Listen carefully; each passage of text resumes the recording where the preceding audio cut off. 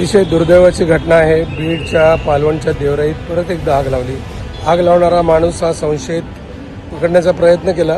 पहिल्यांदा बाजूला आग लावली होती तेव्हा एक 100-200 झाडं तरी जळाली आणि आता परत जिथं झाडं लावली 7-8 वर्षापासून तिथं परत 3 ठिकाणी आग लावली। दिवसा ढवळ्या सकाळी 11 वाजता आणि माणूस पकडण्याचा प्रयत्न केला पण तो दुसरीकडून पळून गेला। हे मानसिकतेचं काय करायचं? आणि बीडला झाडं सगळ्यात कमी आहेत आणि तिथं झाडं लावण्याचा प्रयत्न केला तरी जाळण्याचा प्रयत्न होतोय। याच्यावरती काहीतरी मार्ग निघाला पाहिजे। आत्ताच मला बातमी समजली आहे, शिवराम घोडके आणि प्रदीप शेळके आमचे कार्यकर्ते फॉरेस्ट डिपार्टमेंटची माणसं तिथं काम करत आहेत। ताबडतोब त्याच्यावर आळा बसला पाहिजे। मी पालकमंत्र्यांना, अजित पवार साहेब आहेत त्यांनाही विनंती करेन आणि फॉरेस्ट डिपार्टमेंटला पण आणि पोलीस डिपार्टमेंटला पण विनंती करेन की याच्यावरती आपण लवकरात लवकर नीट अभ्यास करून मार्ग काढला पाहिजे, पण ही झाडं वाचवली पाहिजेत। मला दुसरं काही सुचत नाही अजून आत्ता तरी, पण अशी आग लागता कामा नये। आगीचे व्हिडिओ बघितल्याने मला फार वाईट वाटलं।